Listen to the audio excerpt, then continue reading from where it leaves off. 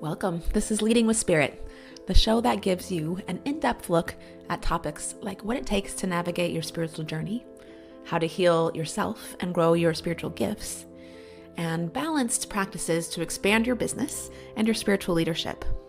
I'm your host, Spirit Bird, shamanic teacher, healer, and author, here to guide you on your journey to becoming your most potent spiritual leader.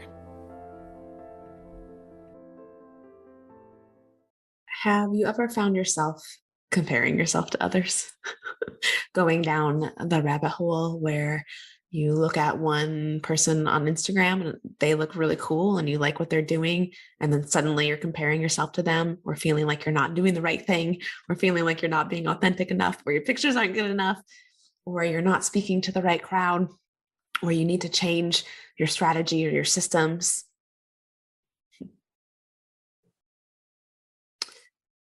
It's similar to when, that thing that happens when you get into something new, and so then suddenly it feels like everyone is already doing it. This is also something that can come up in your coaching business or healing work. And it can be a hard thing to overcome in your spiritual business. You might get consumed with thoughts like, it's already all been done. That's it. It's already all been done. Or where do I fit into this? It might even feel like there can't be enough people that want this offer if there's this many people putting out this offer. So today I want to talk about how to use comparison as a way to actually connect to your clients instead of going down the rabbit hole of gloom and doom. And first, I want to say that this habit, this tendency for us to go into these places with our mind is very normal. And in a way, it's actually a good thing to go into these places. Without these questions, you might not actually find the importance of distinction. It's one of the ways that you can begin to define yourself is by actually having this comparison experience. It's a part of the individuation process, which, by the way, is also a huge part of bringing your work forward into the world. You get clarity on who you are and what you do and what you're here to do while you're putting your work out there, not before the process. Which, side note, I've ran into a lot. One of the things that I see a lot with new healers when they come to me to help move through their blocks is they feel like their offer needs to be perfect first. And I know you've heard that before. It's something that people say all the time is like, it doesn't need to be perfect. Done is better than perfect. And that a lot of people will spend too much time working on what their program will look like and doing, the coursework and the modules before they actually sell it. All of that is true. All of that is true to, as a best practice, offer and sell your work before you put a lot of time into creating it. And also, what's also true is that your offer, who your ideal client is, will change over time. The clarity that you're seeking comes from you actually sharing what you do and trying it out and testing and seeing how it lands with other people and seeing how it lands in your body after you put it out there. It's not like there's some golden light that comes down and all of a sudden you wake up and you have this brilliant clarity and boom, there's your offer. The clarity comes while you are sharing it. But this place of comparison to others and feeling like everybody's doing what you're doing is also a place where a lot of spiritual guides gloss over. They might give you mindset stuff that bypasses the reality of the questions. It's sort of like ignore that worry is there and just focus on, the right mindset. And what I would actually like to invite you into today is, instead of bypassing it and pretending that you're not worried about others or just trying to ignore it, or worse yet, staying frozen in your business because of it, I do to invite you into going into those questions and use them as a way to connect instead of as a way to stay frozen.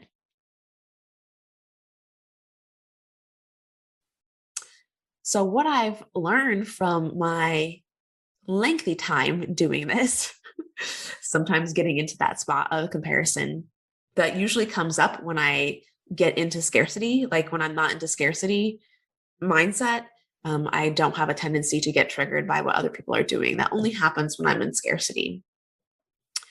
But what I've learned is when this happens, one, there's a place to look at that scarcity mindset and move through your money mindset again, because it will continue to come up. And two, use this as an opportunity to actually communicate your value to others and also to yourself. So I'm going to walk you through the 5 things that I like to do when I catch myself in that comparison black hole. And you can use this as a way of creating content and expressing who you are and what you help people with. Giving yourself an opportunity to build yourself back up, reconnect to your own value without bypassing the fact that you are concerned or you do worry. So number 1, this will be some journal prompts for you. And take some time to write down your answers to these questions when they come up. And then after you've taken some time to write down your answers, use this content, use this as content, make a video about it, use it as a social media post, bring it into conversation, bring it forward and share it instead of hiding it. So first of all, my question for you is, for your journal, why am I a good guide for my clients? Why am I a good guide for my clients, or the best guide for my clients? Now, I want to point out that sometimes what we think this question means is, how am I better than others? That's not what this question means. This question means, for your clients, why are you the best guide for the people that you are meant to work with? Why are they coming to you? Why are they your guide? Or why are they your clients? Why do they want to work with you? What is unique about your life that they might relate to?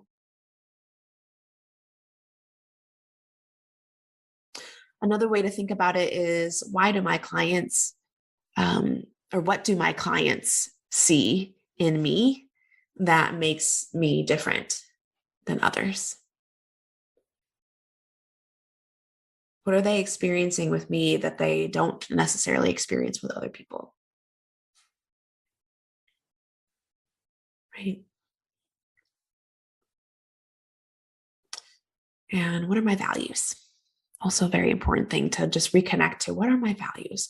Well, this will help you bring your focus back into yourself and be more centered in what you actually care about and why you're actually doing this. So it's very easy to start spiraling out into what other people are doing and what it looks like is happening for them. So just off the top of my head, I'll walk you through this. Why am I a good guide for my clients? Well, one of the most direct things is because I've been there, I've done it, right? I know what it's like to know that you have exceptional healing capabilities and feel like you can't bring them forward, or feel like they won't be seen or received in the right way. I know what it's like to have major money blocks and do all this work, keep doing all this work to try to offer your work, but not even be available to receive from it. And what it's like to have brilliant ideas and not be available to receive from them. I know what it's like to spend 15 years training intensely in something and have somebody do it for like 2 months and then succeed. And I know what it's like to run a business with that happening and still be able to stay in my center and be clear for myself, right? And for people that are wanting to grow their healing gifts and have a successful business, these are going to be things that they experience. So I know I'm a good guide for them because I know what it's like to go through them, right? What do my clients see in me that makes me different? It's a great question. One of the things that I like to think is that they feel like I'm real, that it's not a lot of spiritual fluff. that I'm not painting some fantasy picture or encouraging us to escape reality.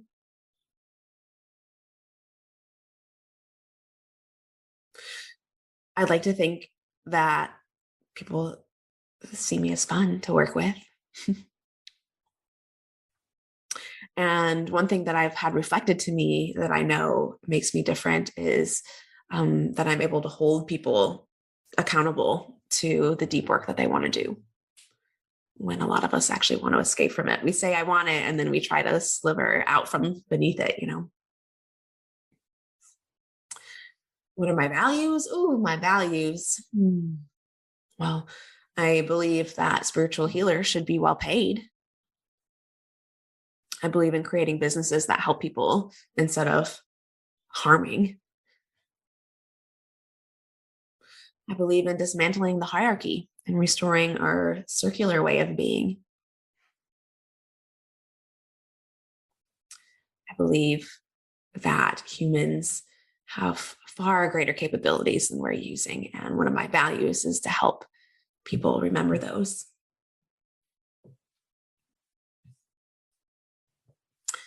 So from here, let's switch gears a little bit and go into number 2. So the second thing that I recommend doing when you find yourself in this comparison hole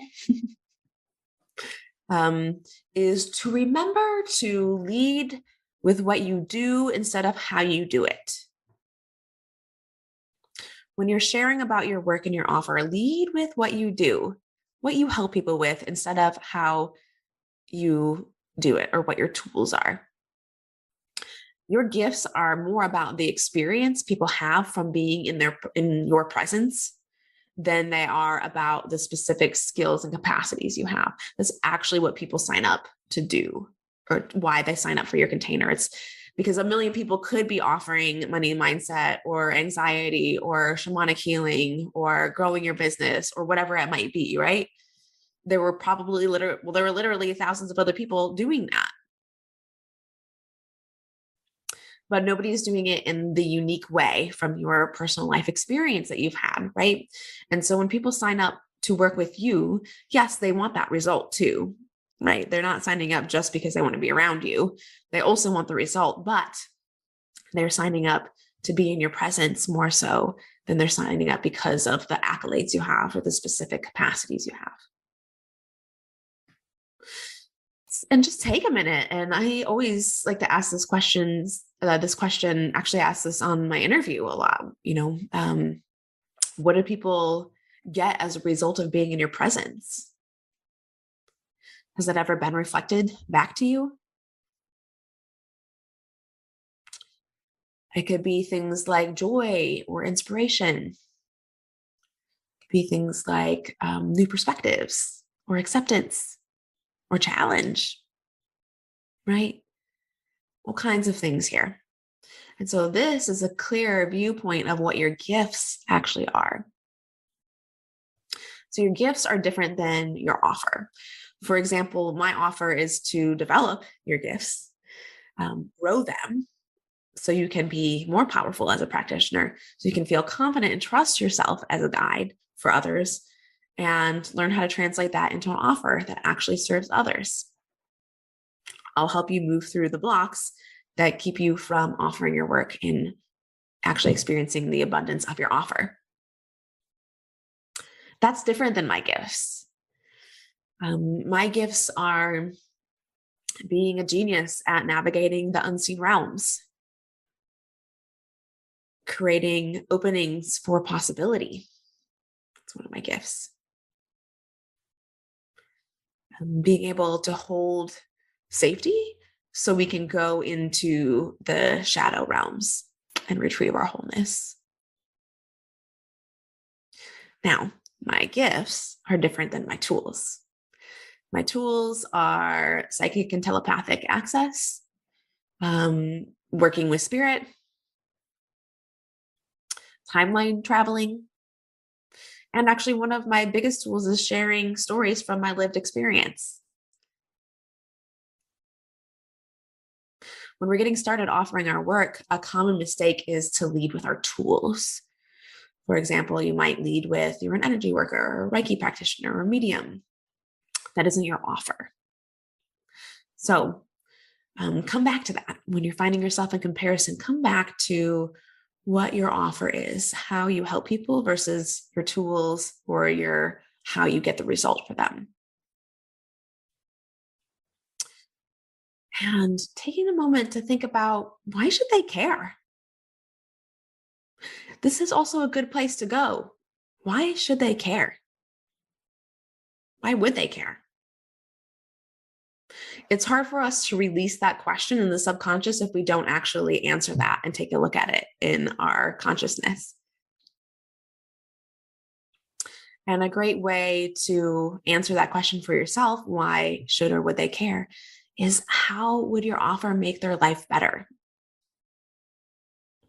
That's what you want to express and put out there.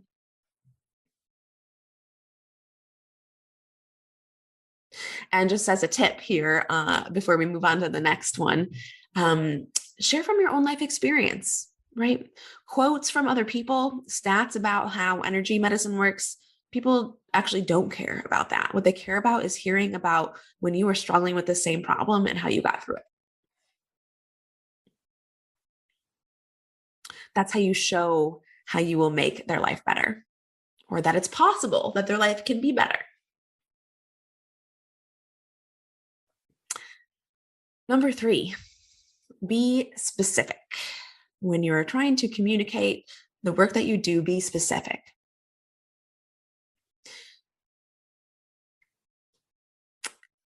And when it comes to offering our work, it's easy to slip into the deception that it's about us. And fair enough, because your picture is usually on the thing, right? Because partially you are the offer and partially you're not the offer.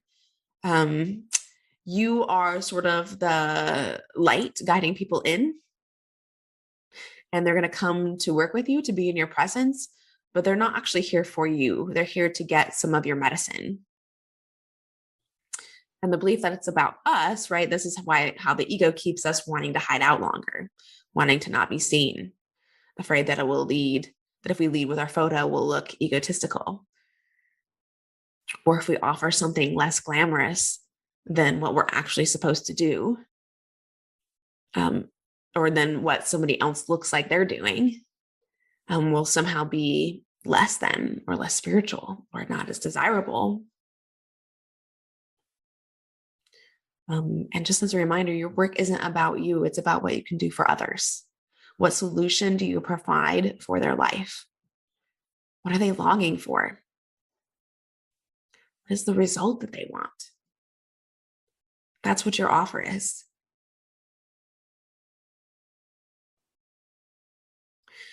Getting to be a spiritual person day in and day out. Having your spirituality be a regular part of your life and not a separate thing that you do when you go away on a retreat or when you're in private. That's what I was longing for. And I had to learn how to give it to myself. That's what I teach people now. How to actually be the thing that you're dreaming about being, how to embody it, how to be the shaman in your own body instead of thinking about it or mimicking what you think a shaman's supposed to look like, how to be your own, right? And so you're not going to be everything for everybody. And also you shouldn't be everything for everybody. And so this paradigm shift actually cuts through the core belief that the market is already flooded or there isn't enough to go around. If we believe we're supposed to do it all, we assume that everybody's already doing it all. If we remember that we each have a unique role to help specific people with specific things and for a specific time, you're not going to be with somebody necessarily their whole lives, right? If we remember that we have that unique role for specific people, specific things, and for a specific time, we take the pressure off of having to be it all or compete with others. Because sometimes they're going to need to come to you. Sometimes they'll be ready for you. And it's not going to be all the time. And I experienced that in my own life where mean, I continue to do healing work and receive coaching. And, a couple of years ago, I never would have thought I would have signed up for certain programs that I'm doing now, right? But thank goodness that person is putting out that very specific thing, because now I'm ready. Now I want it, you know? So just a reminder that people are attracted to you for who you are in addition to your offer.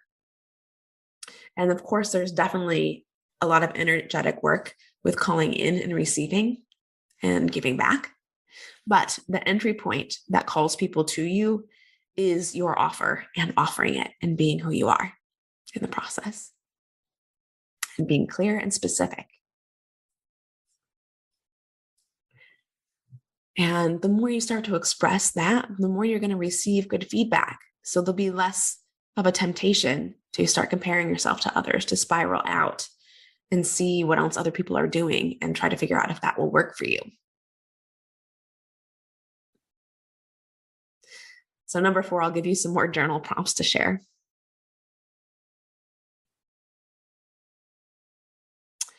How is what you offer different than what they've already tried? How is it different than what they've already tried? Right? Like for me and my offer, there's 2 main ways.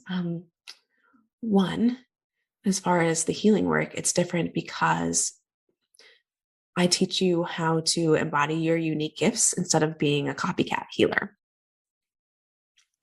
I help you get in touch with the specific way that you work and your specific medicine, something that isn't being taught in other places.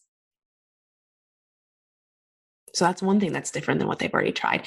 And even if you've done a little bit of shamanic healing work and done some programs, this is very different. It's very different than the other programs.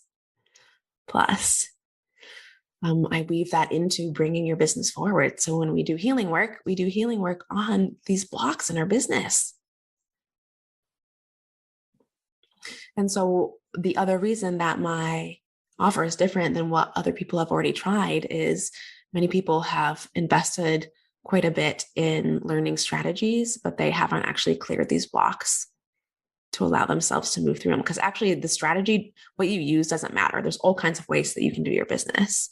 What matters is that you're clear for yourself and you're in alignment with the strategy you're using. Right? So how is your offer different than what they've already tried? Another question for you. What would they do without you?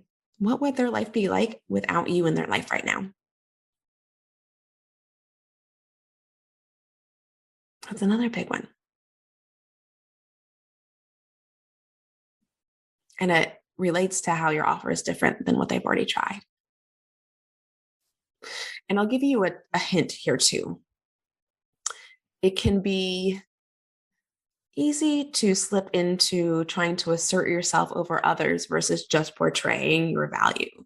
So a common thing that I see from people is when they are triggered by other people, I do it too.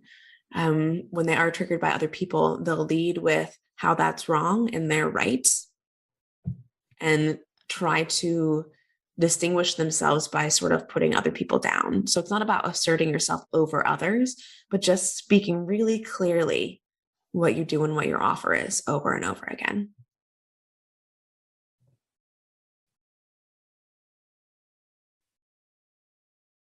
Mm-hmm. And I'll share this one other piece that's coming up for me right now. It's a little bit off topic, but it's coming through. So I also want to share, sometimes you have to let go of the role you thought you might have. Like I resisted business and marketing in my offer for a long time. I did not want that to be the why behind my business. But also when I look back, the biggest strides I made in my own self-growth was that. It was a big motivation for me. How is my program different than other programs? Well, because I was doing a bunch of other really intense, deep spiritual programs that were amazing, but they weren't teaching me how to make my life better in the process. They weren't teaching me how to use it. to help other people.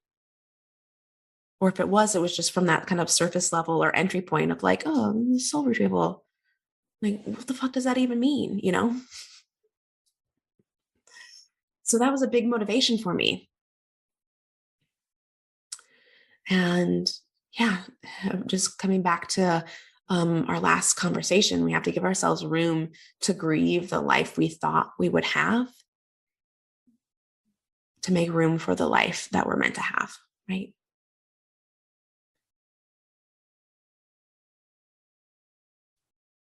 The way it's going to come about is probably different than what you think it's going to look like, right? So you have to be willing to grieve that loss. If it is a loss, you might not, but it might be. So last and finally, the last piece for you today, the fifth thing that I recommend doing when you find yourself in the comparison hole is don't look at them. There's a place where we want to go into those questions and the scarcity and the distinctions, right? And also, we don't have to keep comparing ourselves. That temptation to drop into the mind and compare yourself to others is very real. We want to see what others are doing and what's working. And with each glance, we get further away from ourselves. With each glance, we divert our inner authority outward. So if you're watching someone that inspires you, great. That's great. If they don't, or they used to inspire you and suddenly you're feeling competitive, stop watching them. It's not actually helping you. The same is true for potential clients. If you have people in your life that have expressed that they want to work with you, but haven't actually opened the door because they might actually be playing the comparison game as well, then don't cater to them. If they are expressing it but haven't actually opened the door to receive your work, which you can feel energetically when they say they're a yes, but they're actually a no, right? Stop trying to cater to them. It's not worth your energy. Even if you know you can help them, I believe you could help them. They still have to come to you, So a few journal prompts for you, a few bits of advice for you today. Just to recap again, when you find yourself in that comparison pit of despair, take it as an opportunity to connect to other people instead of continuing down the hole and feeling alone and discouraged. So go back through and listen to the journal prompts again. Why am I a good guide for my clients? What do my clients see in me that makes me different? What are my values? And share those. Lead with what you do instead of how you do that. And share that with people you're talking to in conversations, on social media, when you're out and about, at the workplace, wherever. Number 3, be specific. Be specific about what you do and who you help. That way you're going to be attracting the right people. You'll have less of a likelihood that you're going to want to go into the comparison hole because you're going to be busy at work, working with people that are meant to work with you. A few more journal prompts for you. How is your offer different than what they've already tried? What would they do without you? And last but not least, of course, when you're finding yourself in the comparison hole, stop looking at them. Put yourself away, go back through the journal prompts and these questions, write it down, use it as inspiration to connect. So yeah, when you find yourself in that frequency illusion, when you start doing something and then it feels like everybody else is doing it, remember that it's actually not true. That everybody is doing it is actually not true. You're in the frequency illusion. It was always there. There are always other people doing this, and there will continue to be other people doing this.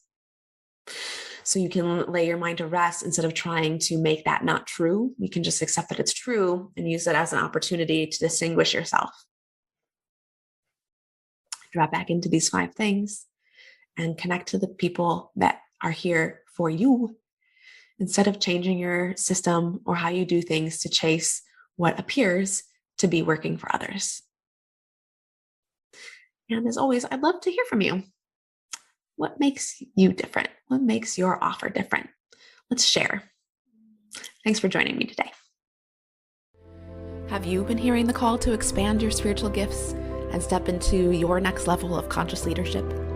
If you're a coach, healer, or a spiritual leader, you can learn more about Shaman School and growing your spiritual business on our website, HoltonHealingArts.com, or send me a DM at Holton Healing Arts.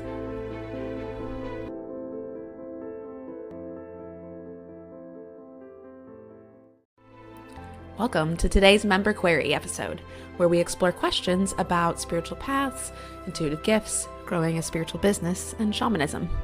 Do you have a question for us? Send us a DM at Holton Healing Arts. This is another question from an Instagram follower, and the question is, how can I connect with spirit more deeply? And I would say, one of the best ways, first of all, is to listen to them when they're sharing information, insight, or guidance with you. A lot of times we can try to override or bypass what they're recommending, and it requires patience and respect. But listening to them will help grow your connection with them. Number 2, celebrate them. Celebrate your relationship with them. Leave them offerings, leave them rocks and feathers and trinkets. Celebrate them in your awareness throughout the day. Give them a reason to get excited to come see you. Don't just ask for stuff all the time. It's like, it's like having a one-way relationship. If you have a friend that's only ever calls you when you need something, you get less likely to want to answer the phone. But if you have a friend that calls you because they just want to tell you that they love you, you're definitely going to pick up the line, So definitely listen to them and honor their requests. You can always ask questions. You don't have to be a blind follower or just do what they say without asking questions, but you can definitely grow that relationship by listening and by celebrating. I hope you enjoyed this episode of Leading with Spirit. If you did, please share the link for this episode with your biggest takeaway, tagging me at Holton Healing Arts. It would also support me if you subscribed and left a rating and review of the show so we can support more people living their highest purpose.